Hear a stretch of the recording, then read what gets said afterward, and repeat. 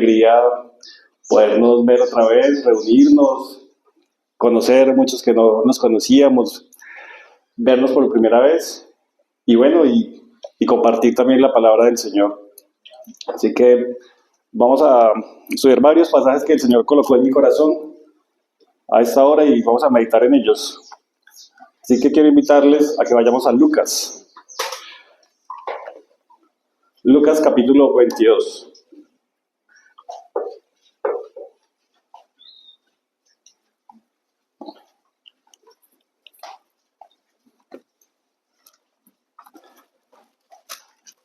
Desde el verso 39.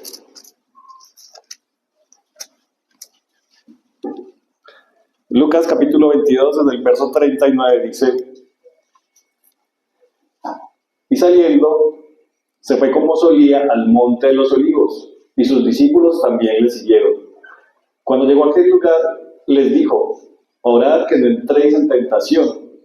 Y él se apartó de ellos a distancia como de un tiro de piedra, y puesto de rodillas oró, diciendo: Padre, si quieres pasa de mí esta copa, pero no se haga mi voluntad sino la tuya. Y se le apareció un ángel del cielo para fortalecerle. Y estando en agonía, oraba más intensamente. Y era su sudor como grandes gotas de sangre que caían hasta la tierra. Cuando se levantó de la oración y vino a sus discípulos, los halló durmiendo a causa de la tristeza y les dijo: ¿Por qué dormís? Levantaos y orad para que no entréis en tentación. Este mismo pasaje lo vamos a leer también en Mateo. Mateo capítulo 26. Vamos a leerlas en los tres evangelios. Mateo capítulo 26, desde el verso 36. Estamos hablando de la última oración del Señor Jesús antes de ir a ser juzgado y crucificado. Dice así: Entonces llegó Jesús con ellos a un lugar que se llama Getsemaní, y dijo a sus discípulos: Sentaos aquí, entre tanto que voy allí y oro. Y tomando a Pedro y a los dos hijos de Zebedeo, comenzó a entristecerse y a angustiarse en gran manera. Entonces Jesús les dijo: Mi alma está muy triste hasta la muerte. Quedaos aquí y velad conmigo. Yendo un poco adelante, se postró sobre su rostro, orando y diciendo: Padre mío, si es posible, pasa de mí esta copa, pero no se haga como yo quiero, sino como tú. Vino luego sus discípulos y los halló durmiendo, y dijo a Pedro: ¿Así que no habéis podido velar conmigo una hora? Velad y orad para que no entréis en tentación. El espíritu, la verdad, está dispuesto, pero la carne es débil. Otra vez fue y oró por segunda vez diciendo: Padre mío, si no puede pasar de mí esta copa sin que yo la beba, hágase tu voluntad. Vino otra vez y los halló durmiendo, porque los ojos de ellos estaban cargados de sueño. Y dejándolos, se fue de nuevo y oró por tercera vez, diciendo las mismas palabras. Entonces vino a sus discípulos y les dijo: Dormid ya y descansad. He aquí ha llegado la hora, y el Hijo del Hombre es entregado en manos de pecadores. Levantaos, vamos, ved, se acerca el que me entrega. Vamos a leer en Marcos la misma escena. Marcos capítulo 14. Quiero que leamos los tres para que veamos cómo se complementan unos con otros. Marcos capítulo 14, verso 32.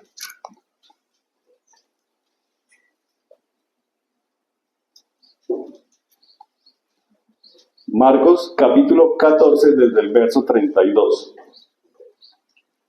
Dice: Vinieron pues a un lugar que se llama Getsemaní, y dijo a sus discípulos: Sentaos aquí entre tanto que yo oro. Y tomó consigo a Pedro, a Jacobo y a Juan, y comenzó a entristecerse y a angustiarse. Y les dijo: Mi alma está muy triste hasta la muerte. Quedaos aquí y velad. Yéndose un poco adelante, se postró en tierra y oró que si fuese posible, pasase de él aquella hora. Y decía: Abba Padre, Todas las cosas son posibles para ti. Aparta de mí esta copa, mas no lo que yo quiero, sino lo que tú. Vino luego y los llamó y los halló durmiendo. Y dijo a Pedro: Simón, ¿duermes? ¿No has podido velar una hora? Velad y orad, para que no entréis en tentación. El espíritu, la verdad, está dispuesto, pero la carne es débil. Otra vez fue y oró, diciendo las mismas palabras. Al volver, otra vez los halló durmiendo, porque los ojos de ellos estaban cargados de sueño, y no sabían qué responder. Vino la tercera vez y les dijo: Dormid ya y descansad. Basta, la hora ha venido. He aquí, el Hijo del Hombre es entregado en manos de los pecadores. Levantaos, vamos. He aquí se acerca el que me entrega. Ese pasaje que acabamos de leer en los tres evangelios nos está hablando acerca de las últimas horas del Señor Jesús antes de su crucifixión. Y ambos tienen cosas en común, y también los tres pasajes tienen cosas en común, y también hay cosas que aparecen en unos que no aparecen en los otros. Aparece, por ejemplo, en Lucas dice que él fue al monte de los olivos, pero en Mateo y en Marcos dice que fue a Getsemaní, ¿sí? Resulta que el monte de los olivos era un lugar grande, característico, porque habían olivos. Y dentro de ese lugar había un huerto que era el Getsemaní. O sea, está hablando del mismo sitio. En Lucas, por ejemplo, dice que un ángel vino a fortalecerlo. En los otros evangelios habla que vino con sus discípulos, pero que tomó aparte a Pedro, a Jacobo y a los dos hijos de Zebedeo, Jacobo y Juan, para orar con ellos, ¿cierto? Luego se apartó para orarle al Señor. En los tres tienen en común que le pidió al Padre que si era posible pasar esa copa. Él sabía lo que enfrentaría horas después, pero que sobre todas las cosas no se hiciera la voluntad de Él, sino que se hiciera la voluntad del Padre. En los tres se habla acerca de la agonía y del sufrimiento que él estaba pasando en ese momento, ¿sí? De hecho, en Lucas menciona que sudó gotas de sangre, ¿sí? Detalle que no aparece en los otros evangelios, pero hay que tener en cuenta que Lucas, quien escribe el evangelio, era un médico. Y seguro el relato que le dieron y lo que investigó, los discípulos le contaron y él lo registró. Mientras que los otros hermanos que lo escribieron, pues no quedó ahí escrito ese detalle. En los otros evangelios, en Mateo y Marcos, dice que oró 3 veces y también menciona llegó la hora, o sea, llegó el momento que él sabía que tenía que pagar. Quiero ver varios detalles ahí relacionados primero al lugar. El lugar donde el Señor fue donde está dándose esta oración, es el Monte de los Olivos. Era un lugar conocido por el Señor al que frecuentaba bastante. Quiero que veamos algunos pasajes que mencionan que el Señor iba allí. Veamos en Lucas 21. Vamos a estar saltando entre varios pasajes para ver el contexto. Lucas 21, verso 37.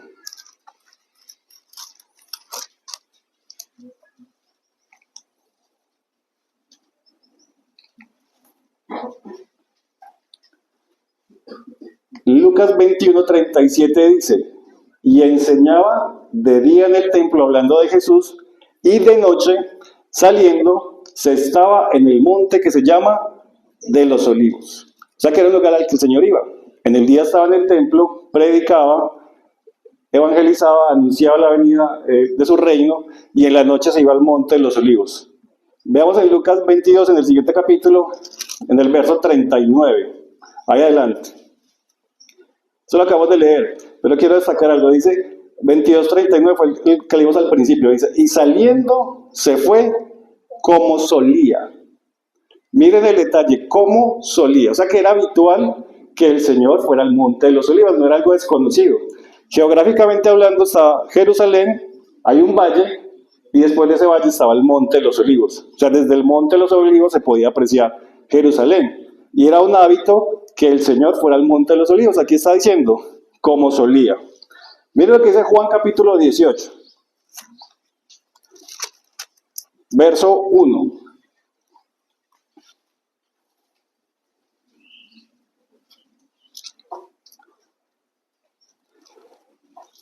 Juan Juan 18:1, si ustedes ven el título que dice en sus Biblias, dice arresto de Jesús. Es la misma escena que acabamos de leer en los otros evangelios. Miren lo que dice el verso 1 y 2. Dice, habiendo dicho Jesús estas cosas, se está refiriendo a las oraciones que el Señor hace en los capítulos anteriores, hablando y pidiéndole a Dios por sus discípulos, que Él iba al Padre, que fueran uno, que eran testimonio. Dice, habiendo dicho Jesús estas cosas, salió con sus discípulos al otro lado del torrente de Cedrón. Ese torrente de Cedrón, el valle de Cedrón, era el lugar que separaba el monte de los olivos de Jerusalén. Por eso dice aquí que fueron al otro lado del torrente de Cedrón, donde había un huerto, en el cual entró con sus discípulos. Ese huerto que menciona aquí es Getsemaní. Dice el 2, y también Judas, el que le entregaba, conocía aquel lugar. Si lo conociera porque previamente el Señor los había llevado allí y habían estado yendo, como acabamos de leer en Lucas, que dice que solía ir allá. Dice en el 2, y también Judas, el que le entregaba, conocía aquel lugar porque muchas veces Jesús se había reunido allí con sus discípulos. O sea que era un lugar conocido para ellos. Y de hecho Judas muy seguramente había cuadrado, pues vamos a entregarlo allá porque él en las noches se va a orar allá. Muchas veces lo ha hecho, muchas veces nos ha llevado y muchas veces hemos estado ahí en el Monte de los Olivos. Ahí en el Monte de los Olivos acabamos de leer, pasaba las noches, ahí enseñó lo que está en Mateo 24 y 25, acerca del final de los tiempos. Si ustedes lo leen, al principio del capítulo 24 dice que estando en el Monte de los Olivos comenzó a hablarles de las señales de los últimos tiempos. Eso pasó ahí. En el Monte de los Olivos fue donde pasó esta situación de su angustia, que es la que vamos a tratar hoy. En el Monte de los Olivos fue donde ascendió también hacia el Padre. Todo eso se dio ahí. Era un lugar bastante conocido por él. Resulta que se llama Monte de los Olivos porque había muchos olivares, muchos árboles en ese lugar. Y de hecho, Getsemaní, que es el huerto que menciona acá, significa prensa de aceite. O sea, en medio de esa montaña, donde había muchos olivos, había un huerto que se llamaba prensa de aceite, porque ahí precisamente habían prensas utilizadas para hacer aceite de los olivos que estaban en esa montaña. Resulta entonces que para hacer ese aceite de esas aceitunas utilizaban unas prensas de piedra. Yo traigo una ayuda didáctica como para tener la idea de cómo eran más o menos. Funcionaba algo así. Era una base de piedra de esta forma, grande, ¿cierto? Tenía esta forma y en su interior era cóncava.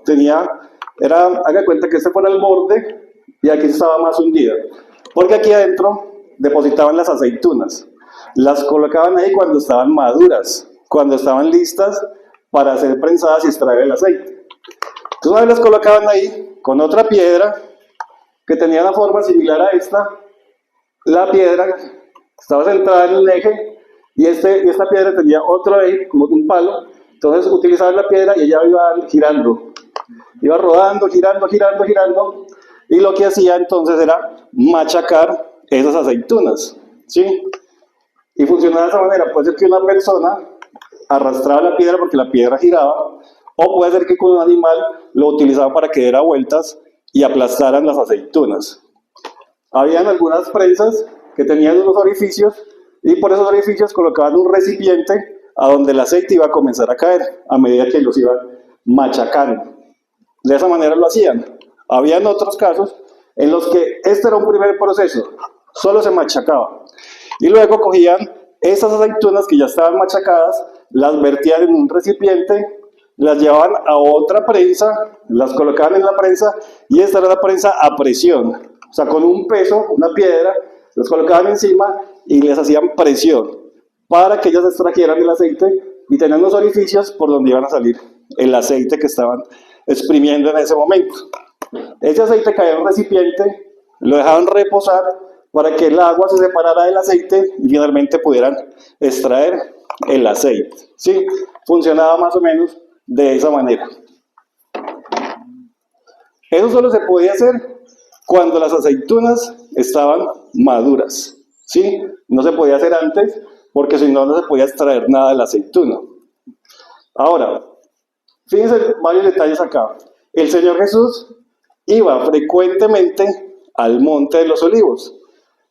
Y el Señor Jesús vivió su agonía estando en el Monte de los Olivos. ¿Se acuerdan cuando él dijo, ha llegado la hora? O sea, como si el Señor fuera una aceituna que estaba yendo, permaneciendo, viviendo, estando en el Monte de los Olivos, que iba creciendo, que iba madurando, que iba preparándose para que cuando llegara la hora, cuando llegara el momento, él tenía que ser angustiado, afligido, tenía que ser machacado, tenía que ser presionado para poder dar el fruto, para que pueda salir el aceite de él y poder suministrarnos su espíritu a nosotros. Eso ocurre en el Monte de los Olivos. El Señor vivió ahí como si fuera el olivo, como si él mismo fuera el olivo, como si él mismo fuera una aceituna. Y fue muchas veces ahí, pero solo cuando llegó la hora, cuando llegó el momento, cuando estuvo maduro, cuando fue el instante apropiado, fue que dijo, y lo leímos, ha llegado la hora. O sea, ya estoy maduro, ya estoy aquí listo. Corresponde en este momento a que yo sea exprimido, a que yo sea machacado, a que yo sea tratado para poder dar fruto, para poder suministrar el aceite que vamos a recibir nosotros. ¿Sí me hago entender? Eso ocurre en Getsemaní. Ocurre en el lugar donde habían prensas, hablándolo naturalmente, y ocurre como si el Señor Jesús estuviera siendo prensado por el Padre. Como si el Padre lo hubiera llevado allá y lo hubiera tomado y lo estuviera machacando, y lo estuviera preparando, y lo estuviera presionando, como vimos hace un momento, y preparándolo, como esas prensas que se hacían en dos tiempos. La primera se machacaba y luego se presionaba. Entonces en Getsemaní estaba siendo machacado, angustiado, para luego ir a la cruz y terminar de pagar por nosotros. Estaba siendo preparado para eso. Y el Señor lo sabía. Y él permanecía en el Monte de los Olivos porque él estaba fructificando su ministerio, estaba creciendo, estaba madurando, hasta el punto de que ya fuera a ser entregado por nosotros. Quiero leer algunos pasajes relacionados con la angustia que el Señor vivió ahí. Porque nosotros normalmente hablamos del dolor que el Señor sufrió por nosotros. O sea, el Señor pagó por nuestros pecados. Él padeció en la cruz, fue clavado, ¿cierto? Fue azotado, fue maltratado. Pero muy pocas veces hablamos de la angustia que el Señor pasó en su alma. Porque ahí en el Monte de los Olivos no lo maltrataron físicamente, pero dice que estaba angustiado hasta la muerte.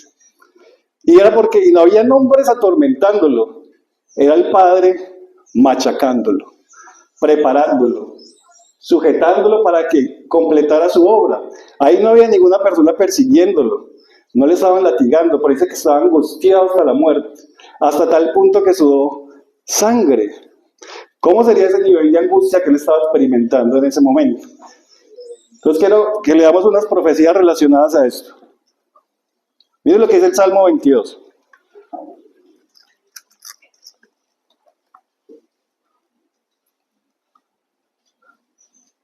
Salmo 22.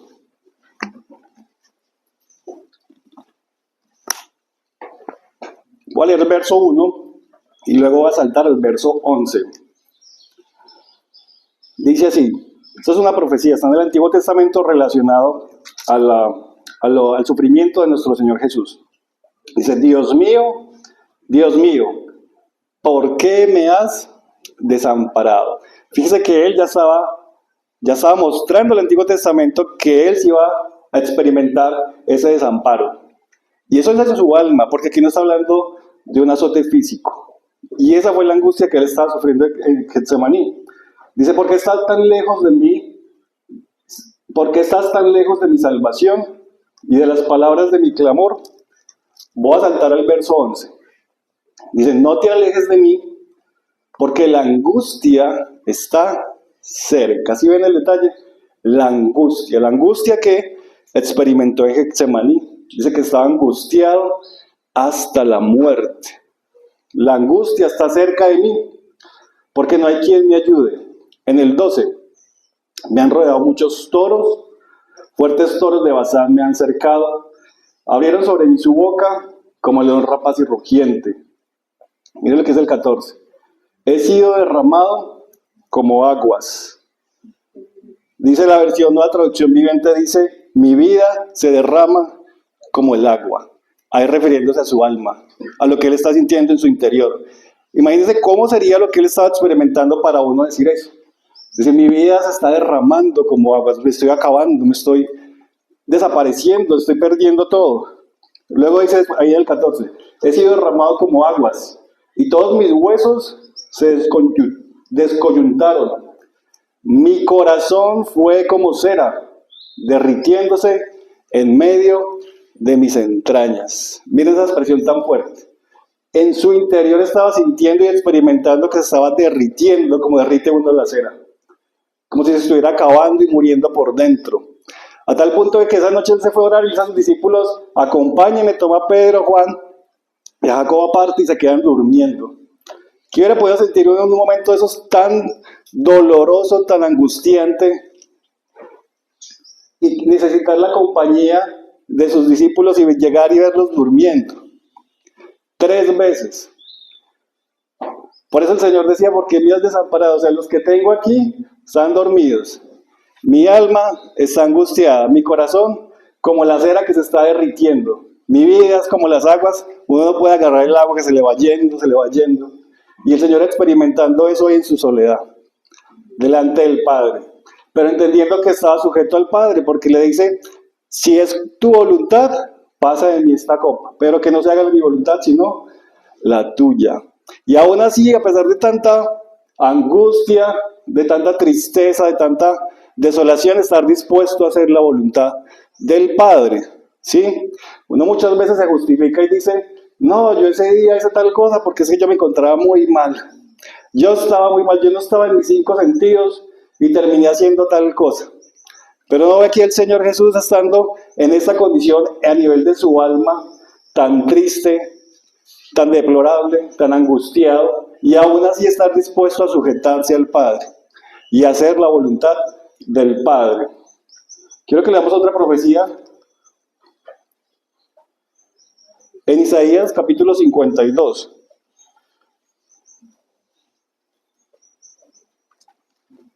Isaías capítulo 52.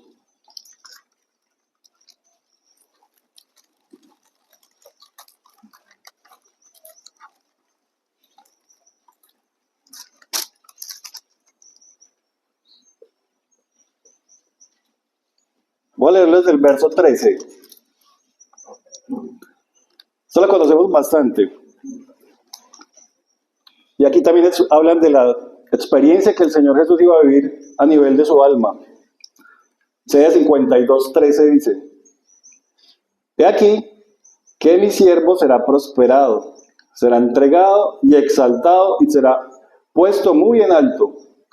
Como se asombraron de ti muchos, de tal manera fue desfigurado de los hombres su parecer, y su hermosura más que de los hijos de los hombres. Ahí está hablando de los sufrimientos del Señor, hablando físicamente, cuando dice desfigurado de los hombres su parecer, o sea, el maltrato que iba a recibir de tal forma que lo iban a desfigurar. Dice en el 15, así asombrará él a muchos, a muchas naciones. Los reyes cerrarán ante él la boca, porque verán lo que nunca les fue contado y entenderán lo que jamás habían oído. ¿Quién ha creído en nuestro anuncio? ¿Y sobre quién se ha manifestado el brazo de Jehová? Subirá cual renuevo delante de él, y como raíz de tierra seca, no hay parecer en él, ni hermosura. Le veremos más inatractivo para que le deseemos. Despreciado y desechado entre los hombres. Varón de dolores. Ahí empieza a hablar del sufrimiento del Señor. Experimentado en quebranto. Experimentado en quebranto. Imagínense lo que él iba a padecer, lo que iba a sufrir, para que la misma testimonio que Dios da por medio de esa profecía dijera que él iba a ser experimentado en quebranto. Sigamos ahí.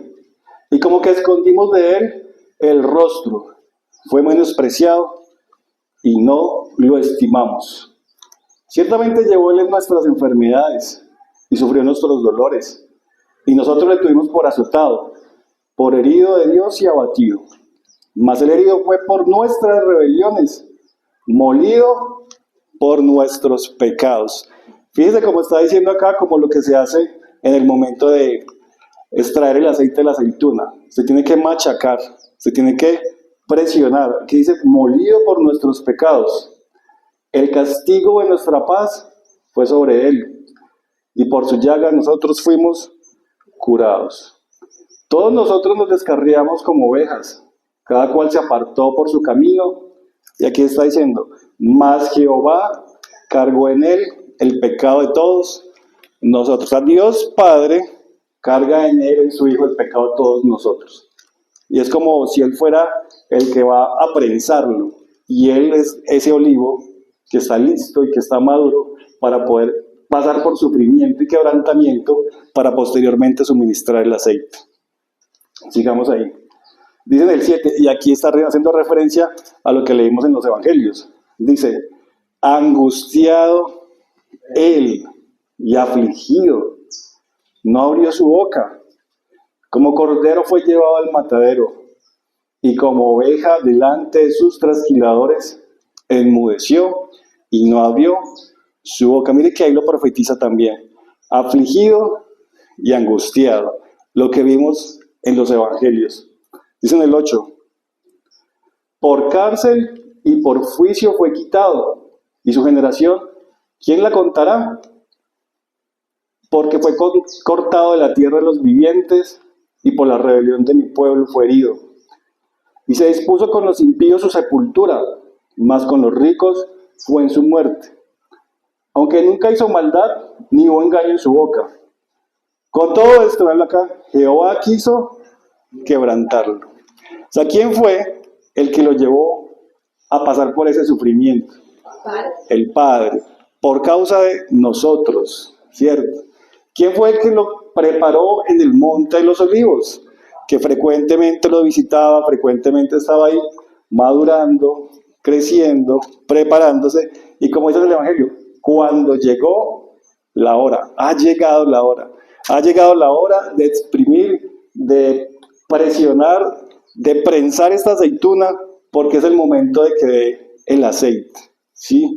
Aquí dice, con todo eso, Jehová quiso quebrantarlo, es una obra del Padre, sujetándolo a padecimiento. Lo que vimos que sucede allá en Getsemaní, padeciendo por nosotros. Digamos ahí en el 10. Cuando haya puesto su vida en expiación por el pecado, verá linaje. Todo eso tenía un propósito, o sea, todo el sufrimiento que el Señor estaba por pasar, de acuerdo a esa profecía, y que pasó después, tenía su propósito y tenía su fruto. Aquí lo está mencionando. Verá linaje, se refiere a su descendencia, a los que iban a venir posteriormente, gracias a su sufrimiento y el pago que él estaba haciendo por el pecado. Dice ahí, verá linaje, vivirá por largos días, y la voluntad de Jehová será en su mano prosperada. Esto es bonito. Verá el fruto de la aflicción de su alma. Y lo que estamos hablando es de la aflicción de su alma. Las aflicciones físicas las hemos mencionado en otros momentos y las conocemos. Pero hoy estoy enfatizando en el hecho de que él padeció en su alma. Lo estábamos viendo. Y ese padecimiento fue causa del Padre, que lo estaba cargando con nuestros pecados y debía pagar por ello. Y el Padre lo estaba prensando, lo estaba presionando, lo estaba machacando. Y aquí dice que va a haber el fruto de la aflicción de su alma. Todo eso lo que él hizo por nosotros tiene un fruto posterior. Ahora lo vamos a mencionar. Luego dice, y quedará satisfecho. O sea, el Padre va a ver o comprendía que gracias al sacrificio que él hizo, iba a satisfacer sus demandas santas y justas con respecto al pecado, y que el Hijo iba a pagar por ellas. Y a raíz de eso iba a haber fruto. Gracias a ese fruto estamos nosotros, que creemos en ese sacrificio. Aquí estamos metidos nosotros también. Dice, y quedará satisfecho. Por su conocimiento justificará mi siervo justo a muchos, a nosotros. Nos justificó por esto. Y llevará las iniquidades de ellos, de nosotros.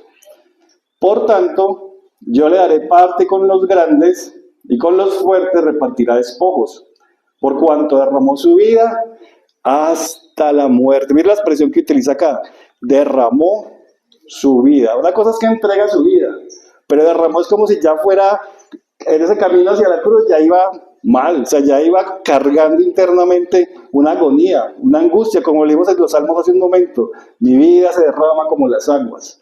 Ahora imagínese usted en esa situación emocional en su alma, tener que cargar una cruz y saber que tiene que ir hasta un lugar donde lo están tratando mal ya físicamente, o sea, ya viene mal emocionalmente, para venir a pagar por el pecado de los que lo están maltratando a usted.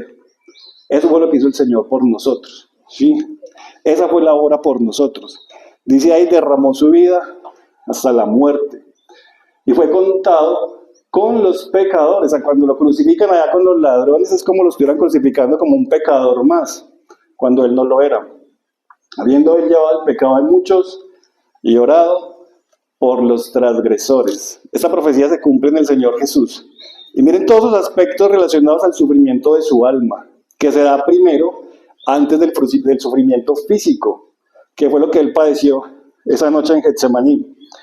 Ese fenómeno que padece el Señor de sudar gotas de sangre se llama hematidrosis. Es un fenómeno que ocurre cuando una persona tiene un estrés extremo o tiene agonía emocional. Médicamente hablando, estuve investigando, dice que hay algunos casos documentados en personas que son sometidas a torturas, a condenas de muerte o situaciones de terror extremo. Entonces imagínense la situación del Señor que estaba pasando en ese momento comparada con una tortura, una condenación a muerte, una situación de terror extremo, una agonía extrema que lo llevó a que sudara gotas de sangre. Dice que eso ocurre porque se rompen los vasos sanguíneos que están alrededor de las células sudoríparas y comienza a salir el sudor mezclado con aceite. Perdón, con sangre. Gracias. Mezclado con sangre. También leía que eso, cuando le ocurre a una persona, la debilita físicamente. Entonces el Señor, angustiado emocionalmente, lo refleja con el sudor de sangre. De esa manera ya se está debilitando físicamente. Lo juzgan, lo condenan y lo obligan a cargar su propia cruz en esa situación. Decía entonces lo que leía, que a raíz de eso tuvieron que ayudarle, porque físicamente no era capaz, porque ya venía sufriendo desde la noche anterior. Y eso fue lo que él pasó por nosotros, siendo prensado en el monte de los olivos por nuestro sufrimiento, por nuestros pecados. Quiero que comparemos esto con algo que está en Éxodo. Éxodo capítulo 27.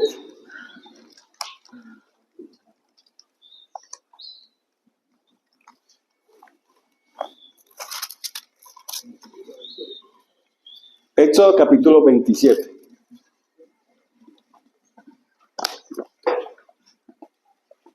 Lo que estamos viendo ahí es como una figura natural, geográficamente localizada, estos olivos donde generaban el aceite, donde lo producían, cómo se cumple en el Señor, ¿cierto? Y cómo el Señor es sometido a la angustia, al sufrimiento, de tal manera que Él padece por nosotros en su alma. Finalmente Él es condenado, crucificado, y posteriormente el Señor envía su Espíritu Santo. Así como ocurre con las aceitunas, que son presionadas, machacadas, para que luego el aceite que surge se utilice en los usos naturales, ¿cierto? O sea, el Señor estaba viviendo de tal manera. Mire lo que dice Éxodo 27, verso 20. Son unas instrucciones que Dios manda por medio de Moisés relacionadas al aceite que utilizaban para encender las lámparas del candelabro. Dice, y mandarás a los hijos de Israel, 27:20, y mandarás a los hijos de Israel que traigan aceite puro de olivas machacadas para el alumbrado, para hacer arder continuamente las lámparas. O sea, en el Antiguo Testamento ya aparecía esa figura. Las lámparas que estaban dentro del tabernáculo, en el candelabro, necesitaban aceite para que alumbraran. Y ese aceite lo tenían que extraer de olivas machacadas. Nosotros hoy, para que alumbremos, para que nuestro espíritu alumbre, necesitamos aceite. Necesitamos el Espíritu Santo.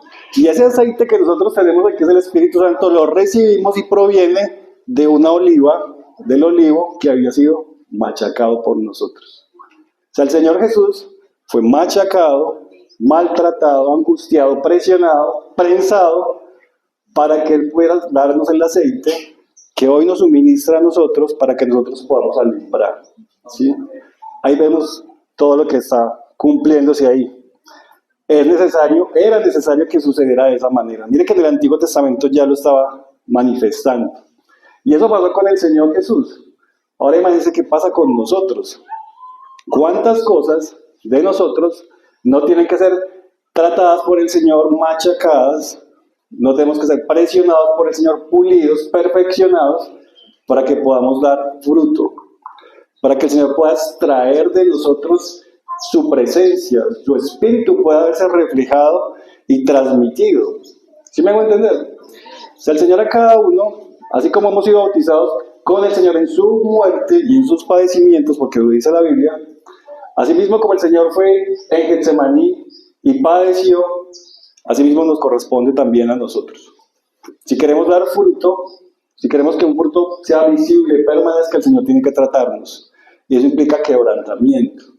Eso implica bajar con nuestro yo, tratar nuestro viejo hombre, ser crucificado. Y Él ya lo hizo por nosotros, nos dio ejemplo. La Biblia dice que así como el Señor nos dio ejemplo para que sigamos sus pisadas, que nosotros también lo hagamos de esa manera. Si no hay quebrantamiento, si Él no hubiese sido machacado, no hubiera podido haber dado el aceite. No hubiéramos podido nosotros recibir el Espíritu Santo. Si eso no hubiera ocurrido de esa manera. Si en nosotros no hay quebrantamiento, hay cosas que no salen de otra manera. La autoconfianza, por ejemplo. Cuando uno cree que tiene muchas habilidades para muchas cosas y el Señor quebranta esas habilidades y uno se da cuenta, Señor, dependo de ti. No dependo de mí mismo. Tengo muchas capacidades para trabajar y cuando no hay trabajo, dependo del Señor. ¿Sí? Dependo del Señor. Alguna vez en lo que yo hago, yo trabajo como programador, yo decía, uy, Señor, hay muchas opciones. Y entonces el Señor ponía en mi corazón, y si usted se queda ciego, ¿qué va a hacer? Y yo decía, no depende de mí, depende del Señor que me permite ver en este momento. O si le pasa algo en una mano, ¿cómo va a trabajar? Uy, Señor, perdóname porque estaba dejando crecer mi yo y no ver que es la provisión del Señor en cada circunstancia. Y si el Señor no nos quebranta y no nos trata, y si el Señor no nos presiona con cosas que no nos gustan, ¿cierto? Con la familia, con los hijos, con las parejas. Si el Señor no lo hace, no puede extraer ese aceite para que sea visible y pueda alumbrar. Y podamos alumbrar con lo que el Señor nos ha suministrado. Comparemos esto con Hebreos. Hebreos capítulo 5.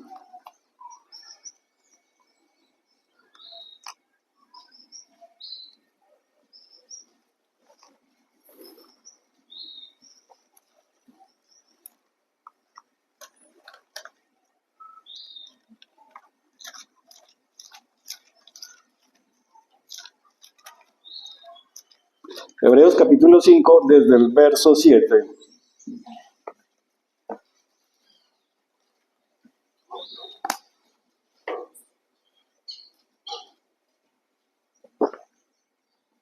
Dice así. Y Cristo, en los días de su carne, ofreciendo ruegos y súplicas con gran clamor y lágrimas al que podría librarlo de la muerte. Mire que ahí está hablando de la situación de Getsemaní. ¿Cómo fue? Ofreciendo ruegos y súplicas con clamor y lágrimas al que podía librarlo de la muerte, fue oído a causa de su temor reverente. Y aunque era hijo, mire que ese hijo está con la H mayúscula, o sea, refiriéndose, aunque era el hijo de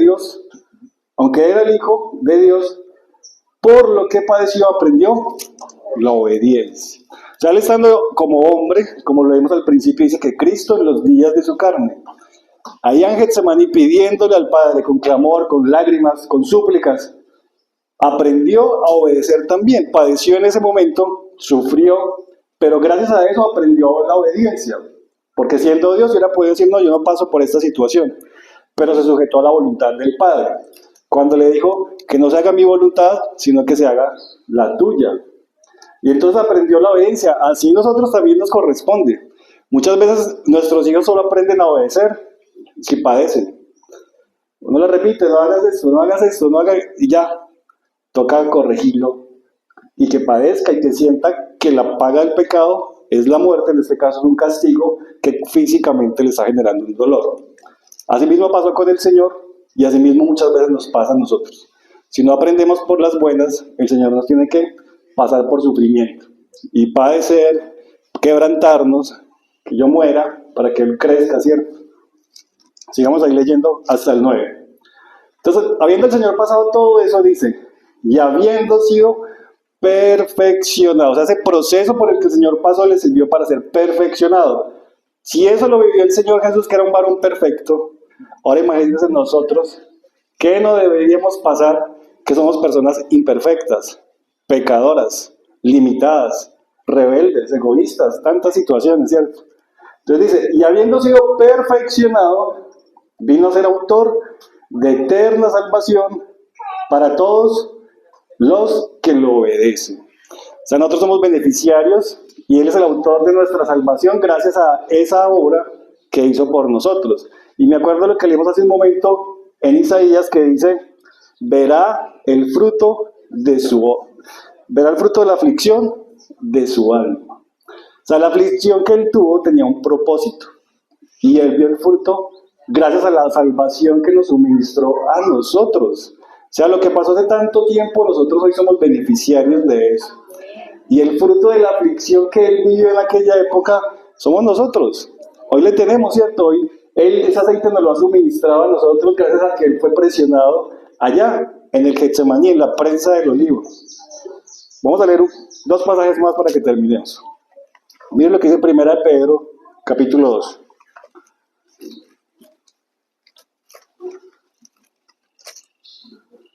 Primera de Pedro, capítulo 2.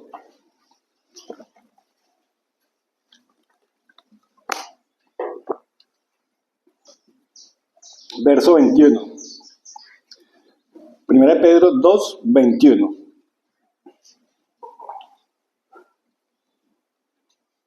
Dice, pues para esto fuisteis llamados. ¿Para qué fuimos llamados? Para vivir bueno, para ser prósperos, para ser felices. Dice, pues para esto fuisteis llamados, porque también Cristo padeció por nosotros, dejándonos ejemplo, para que sigáis sus pisadas, el cual no hizo pecado, ni se halló engaño en su boca, quien cuando le maldecían no respondía con maldición, cuando padecía no amenazaba, sino que encomendaba la causa al que juzga justamente. Ahora imagínense, el Señor venía afligido de su alma del monte Getsemaní, físicamente ya desgastado por lo que había sudado, gotas de sangre, lo juzgan, carga la cruz, la gente lo maltrata, la gente lo escupe, lo trata mal, y si yo hubiera estado ahí, yo le hubiera dicho, más tarde le voy a dar lo que usted se merece, ¿sí? No se meta conmigo, usted no sabe quién soy yo. Uno es así, tráiganse sus palabras porque uno comienza a responder, ¿cierto? Y más que el Señor tenía autoridad y posición, como cuando fueran a arrestarlo, Pedro saca la espada y ¡pum!, le corta la oreja a uno de los siervos. El Señor lo sana y le dice, Pedro, ¿no sabes si yo puedo pedirle muchas legiones de ángeles a mi Padre para que me defienda? O sea, el poder lo tenía, la fuerza la tenía, pero estaba haciendo lo que hizo acá. Cuando lo maldecían, no maldecía. Cuando lo trataban mal, no lo hacía, no respondía de la misma manera. ¿Qué hubiéramos hecho nosotros? Nos hubiéramos ajusticiado a cada uno de los que estaban ahí, ¿cierto? Y mire lo que dice el Señor, nos dejó ejemplo para que sigamos sus pisadas. Dice el 23, al final del 23, si no encomendaba la causa al que juzga justamente, quien llevó él mismo nuestros pecados en su cuerpo sobre el madero, para que nosotros, estando muertos a los pecados, vivamos a la justicia, y por cuya herida fuisteis sanados. Porque vosotros erais como ovejas descarriadas, pero ahora habéis vuelto al pastor y obispo de vuestras almas. Miren el fruto de la aflicción del Señor, habernos ganado para Él, ¿cierto? Podernos llamar hoy pastor y obispo de nuestra alma, del que nos cuida, el que padeció en su alma para venir a restaurar nuestras almas. Esa fue la obra que Él hizo por nosotros. Y Él nos invita a que le sigamos sus pisadas. Terminemos con este pasaje en Gálatas capítulo 5.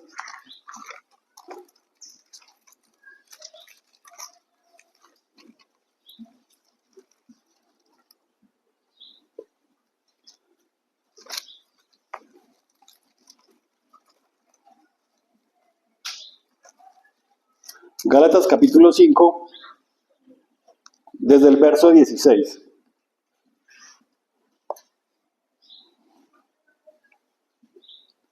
Este es un pasaje bien conocido.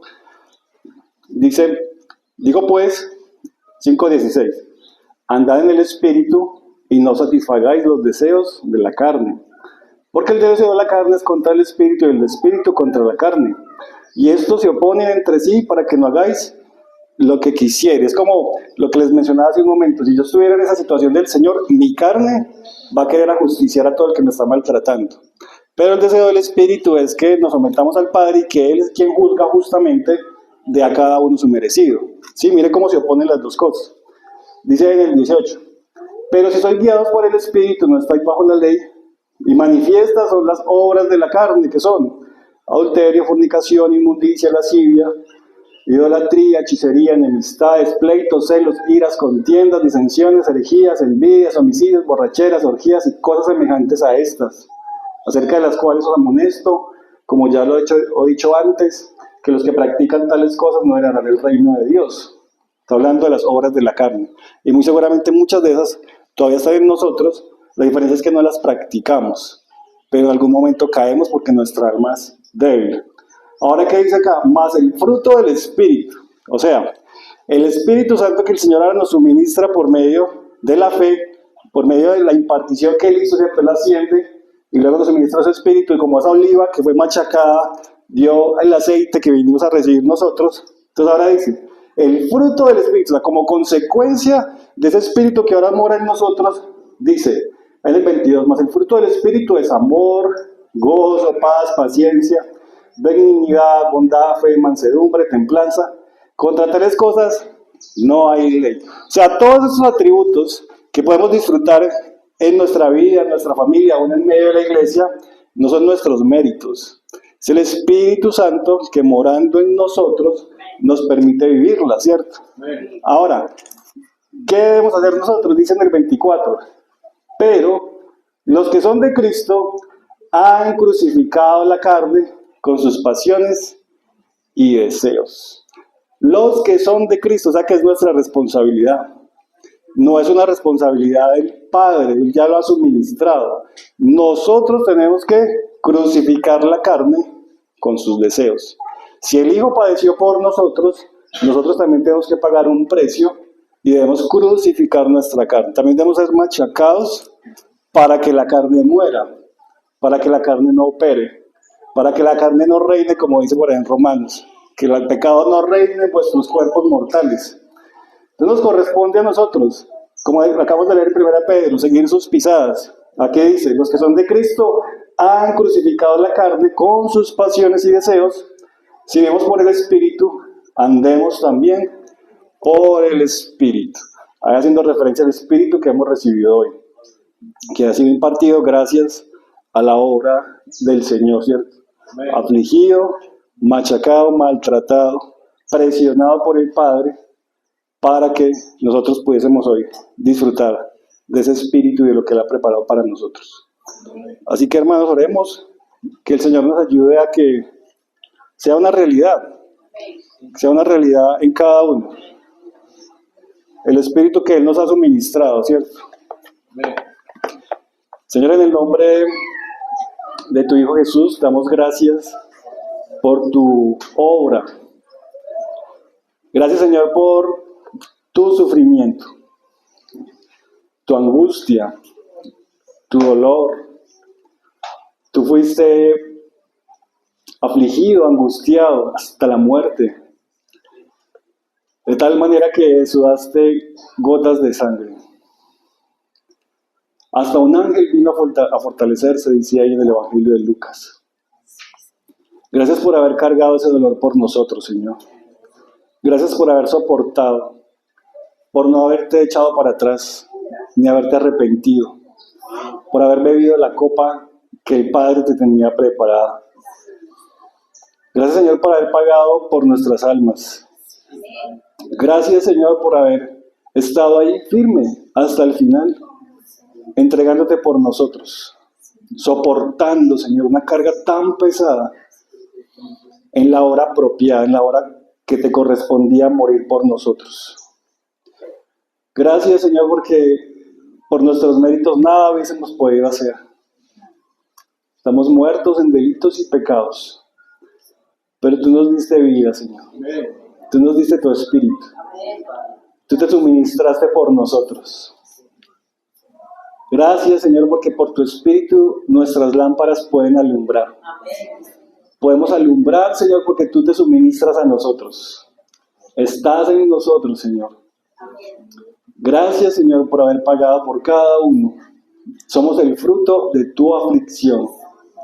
Ahí cuando dice, verá el linaje. Somos tu linaje, Señor. Tu descendencia, tus hijos, los que ganaste para ti. Todo el mérito es tuyo, Señor. Y por eso te damos gracias, Señor. Ayúdanos a valorar esta obra. Ayúdanos a seguir tus pisadas, Señor. Ayúdanos a negarnos a nosotros mismos. A no ser tan duros, Señor. A ser obedientes a ti, a sujetarnos a ti. A someter la carne con sus deseos. A crucificarla, Señor. A vivir por el Espíritu. Por ese Espíritu que tú nos has dado gratuitamente y que te costó tanto, Señor. Tu vida misma, tu agonía. Ayúdanos a valorarlo y a vivir por el Espíritu, Señor. A reflejar tu Espíritu. Y que si somos machacados nosotros, permanezcamos firmes, Señor. Sigamos adelante. Te miremos a ti, Señor. Aprendamos de ti. Seamos obedientes, Señor, como tú lo fuiste. Ayúdanos a cada uno, Señor. En lo particular, lo que cada uno sufre, padece, y lo que cada uno tiene que ser tratado, Señor. Somos una obra inconclusa, Señor. Necesitamos de ti. Tú perfeccionarás esta obra, Señor. Cada uno de nosotros. Hasta que tú vuelvas. Gracias, Señor. Gracias, Señor, por estar en medio de nosotros, siendo pecadores. Por habernos llamado, Señor, siendo polvo de la tierra. Gracias, Señor, por la esperanza que tenemos en ti.